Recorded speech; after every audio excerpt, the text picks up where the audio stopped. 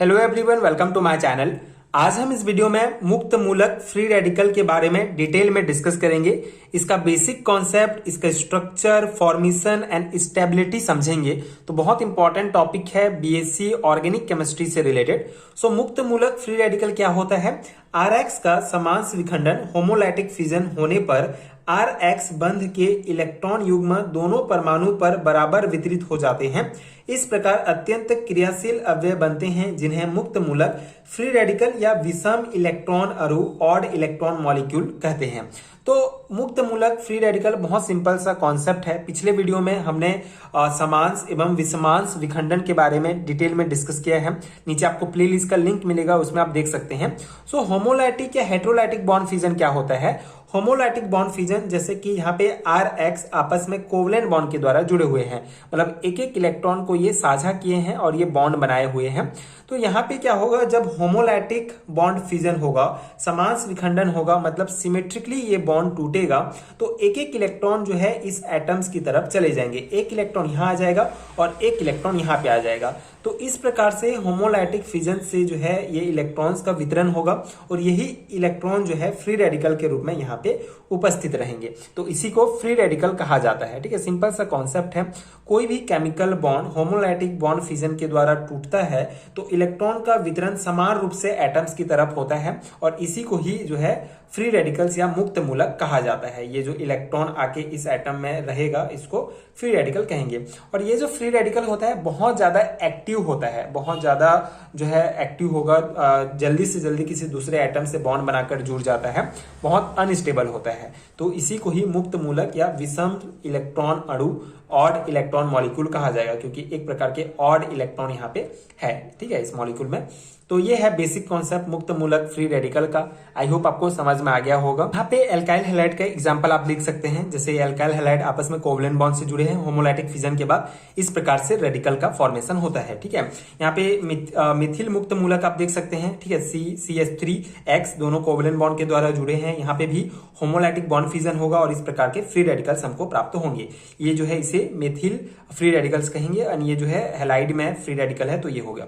तो ये basic concept है मुक्त मूलक का।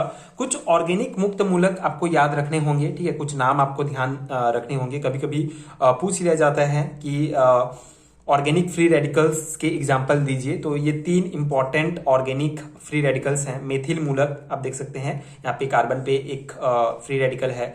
ट्राइफेनिल मेथिल मूलक है ये 112 ट्राइफेनिल एथिल मूलक है। तो इस प्रकार के ये 3 एग्जाम्पल्स आप ध्यान रख सकते हैं। अब इसकी संरचना देखते हैं, स्ट्रक्चर किस प्रकार होता है, जो फ्री रेडिकल्स है उसका स्ट्रक्चर किस प्रकार बनता है। तो मुक्त मूलक एक प्लेनर स्पीसीज होता है जिसमें विषम इलेक्ट्रॉन युक्त कार्बन परमाणु sp2 संकेत अवस्था में होता है। तो यहाँ पे आप देख सकते हैं 3 एल्काइल ग्रुप जो है इस कार्बन से जुड़े हुए हैं। तो इसमें क्या होता है, जो 2 एल्काइल ग्रुप के बीच 120 डिग्री का जो है कोण होता है एंड जितने भी मुक्त मूलक होंगे जो स्ट्रक्चर होता है वो sp2 संकृत अवस्था में होता है। जैसे यहाँ पे देख सकते हैं ये sp2 संकृत अवस्था में है।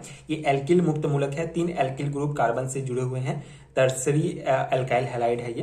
तो ये सिंपल सा एक संरचना है मुक्त मूलक की जो आप बना सकते हैं। इसके अलावा मुक्त मूलक का फॉर्मेशन किस प्रकार होता है, मुक्त मूलक किस प्रकार बनते हैं, तो 2 एग्जांपल्स हैं। पहला, क्लोरीन अणु का साधारण प्रकाश में मुक्त मूलक विखंडन हो जाता है। जैसे क्लोरीन, ठीक है, ये क्लोरीन मॉलिक्यूल है।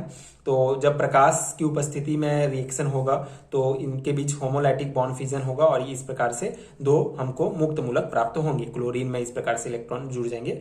तो इस प्रकार से पहला मुक्त मूलक का फॉर्मेशन इस प्रकार हो सकता है। सेकेंड एग्जाम्पल में आप इसको लिख सकते हैं, टेट्रामेथिल लेड उच्च ताप पर अपघटित होकर मुक्त मूलक बनाता है। जब टेट्रामेथिल लेड, ठीक है, हाई टेम्परेचर में जब इसको रिएक्ट कराया जाता है तो इस प्रकार के हमको फ्री रेडिकल्स प्राप्त होते हैं। स्थायित्व की क्रम अगर हम बात करें तो यहाँ पे जो है कार्बन से 3 एल्काइल ग्रुप जुड़े हुए हैं। तृतीयक, ये सेकेंडरी है, ये प्राइमरी है और इसमें कोई एल्काइल ग्रुप नहीं है।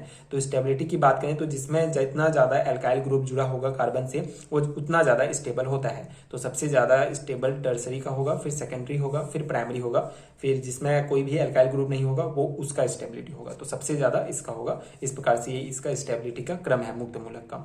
तो ये है बेसिक कॉन्सेप्ट। आई होप आपको समझ में आ गया होगा एंड ये नोट्स आपके एग्जाम प्रिपरेशंस के लिए हेल्पफुल रहा होगा। अगर आपको बीएससी एंड एमएससी लेवल के हैंड रिटन नोट चाहिए पीडीएफ फॉर्म में, तो नीचे आपको description box and pin comment में लिंक मिलेगा। इसके अलावा स्क्रीन पर दिख रहे नंबर पर आप मुझे व्हाट्सएप में डायरेक्ट कांटेक्ट भी कर सकते हैं। नोट्स पेड है तो आपको सर्टेन अमाउंट पे करना पड़ेगा। उसके बाद अगर जिस भी यूनिट का, जिस भी सब्जेक्ट का नोट्स आपको चाहिए, आपको व्हाट्सएप में डायरेक्टली मिल जाएगा। तो आप व्हाट्सएप में कॉन्टेक्ट कर सकते हैं पीडीएफ नोट्स के लिए, MSc and BSc level chemistry hand written notes के लिए। एंड अगर वीडियो हेल्पफुल है तो आगे के वीडियोस देखने के लिए प्लीज चैनल के साथ जुड़े रहिए। Thank you so much for watching.